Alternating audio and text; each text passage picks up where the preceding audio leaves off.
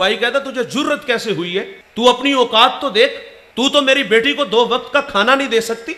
ये भाई का बहन के साथ रवैया है। हमारा कहना है बहनें वली बना देती हैं, बहनें मां का रूप होती हैं। भाई बहन से ताल्लुक इसलिए नहीं रख रहा कि इसके घर में गुर्बत है।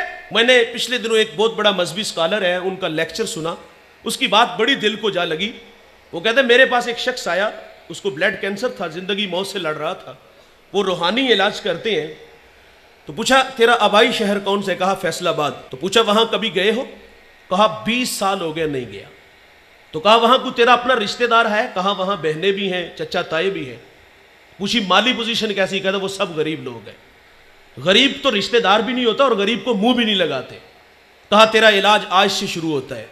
कहा 20 दिन उन लोगों में गुजार के आओ, भूखों को खाना देना, ब्रहना को लिबास देना, प्यासे को पानी देना, प्यादा को सवारी देना, यानी किसी के पास ट्रैक्टर नहीं वो ले देना, हल ठीक करवा देना, ट्यूबवेल ठीक करवा देना। 20 दिन उनकी खिदमत करके आओ। 20 दिन खिदमत करके आया, कहा अब दोबारा टेस्ट करवाओ। जब दोबारा टेस्ट करवाया तो उसको ब्लड कैंसर नहीं था। भाईजान जहां दवा काम नहीं ना आती वहां दुआएं काम आती हैं। और दुआएं करवाया ना करो, दुआएं लिया करो। काम ऐसे करो कि कलेजे से आवाज निकले। मेरे नबी का फरमान है अगर उम्र में रिज़्क में बरकत चाहते हो तो सिला रहमी किया करो, और तुम्हारी सिला रहमी के सबसे ज्यादा मुस्तहिक तुम्हारे अपने बहन भाई। हमने स्टेटस का ख्याल रखा, गरीब बहन है कहीं कर्ज ना मांग ले, गरीब भाई है कहीं पैसे ना मांग ले, हम मुंह ही नहीं लगाते। यार हम मजहबी लोग हैं, गरीब आदमी टाइम लेने आ जाए तो हम टाइम भी नहीं देते, कोई मसला पूछने आ जाए तो हम मसला भी नहीं बताते। एक डिस्ट्रिक्ट मंडी भावलदीन से चला है, एक भावल नगर से चला है, एक कराची से चला है, वो 500,000 किलोमीटर का सफर हमारे पास करके आया है और उसको नजरअंदाज किया गया। क्यों? इसलिए कि उसके पास सिर्फ आने जाने का किराया, उसको तस्बीह देकर बिठा दिया कि यहां बैठ के वजीफे में मशगूल हो जाओ। वो तो बेचारा एक अकीदत में बैठ जाता है, लेकिन थोड़ी देर बाद एक कलफ लगे कपड़ों में आया, आगे पीछे खुद्दाम थे और वो सीधा हुजरे में चला गया।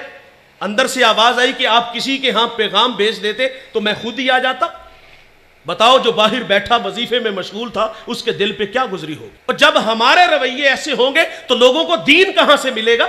मैं आप लोगों से भी मुखातिब हूं, आप अपने मुलाजिम से इस तरह बात किया करो जिस तरह अपने बेटे से बात कर। वासफ अली वासफ फरमाते हैं अपने मातहत के साथ हुस्ने सलूक यह है कि उसे अपना मातहत ही न समझे। बहुत बड़ा जुमला है वासफ अली वासफ का। फरमाते बड़ा आदमी वो होता है, एक मयार हमने मुकर्रर किया, जिसके पास दौलत हो, जिसके पास बड़ी बड़ी गाड़ियां हो, हम समझते वो बड़ा है।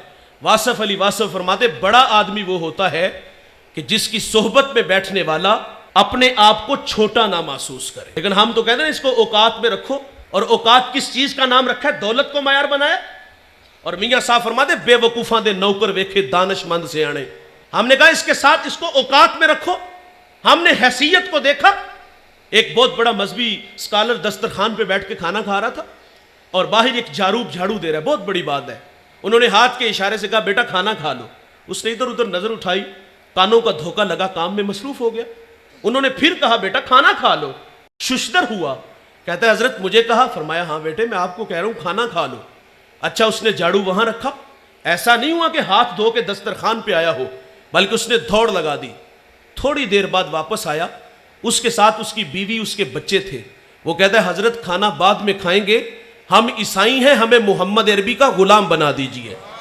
इस्लाम पे 3 घंटे का लेक्चर नहीं, उस पर दलाइल नहीं, बस 2 मीठे बोल बोले हैं कि बेटा खाना खा लो। खाली दामन ईमान से भर रहा है, रवैयों से दीन मिलता है साहेब। ईद का दिन है और मेरे करीम आका सल्लल्लाहु अलैहि वसल्लम ईदगाह की तरफ तशरीफ ले जा रहे हैं। सरेरा खुला मैदान आया, बच्चे ईद की खुशियों में मसरूर थे, लेकिन एक जानिब क्या देखा गया, एक बच्चा है तन पे पैरहन फटा है, आंखें बरस रही हैं। हुजूर गुजरे के कदम रुक गए। मेरे हजरत फरमाते लौता दखुल शूका तुन फरमाने रिसालत है, कांटा भी चुभे हमको कब उनको गवारा है। बरसती आंखें देखी तो हुजूर के कदम रुक गए। फरमाया बेटे क्यों रो रहे हो? शायद कि हुजूर को पहचान न सका।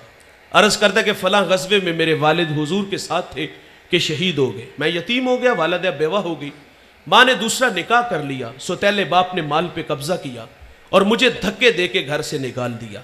आका करीम सल्लल्लाहु अलैहि वसल्लम फरमाते बेटे क्या तू इस बात पे राजी नहीं? मोहम्मद तेरे बाप लगे, आयशा तेरी माँ लगे, फातिमा तेरी बहन लगे, अली तेरे चचा लगे, और हसन हुसैन तेरे भाई लगे। वो बच्चा कहता अगर ये रिश्ते मेरे हैं तो मुझे और चाहिए क्या। हुजूर उस बच्चे को लेके घर आए, खाना लबास दिया, फिर उंगली थामी और ईदगाह की तरफ तशरीफ ले आए। सरे रात खुला मैदान आया। बच्चे फटी निगाहों से देख के कहते भाईजान अभी तो आप रो रहे थे।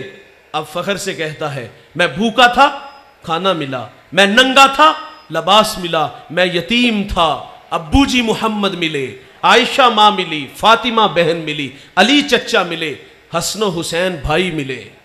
वो कहता है अब भी मैं रोऊं। ये अखलाक है, ये दीन है साहेब, जिससे भी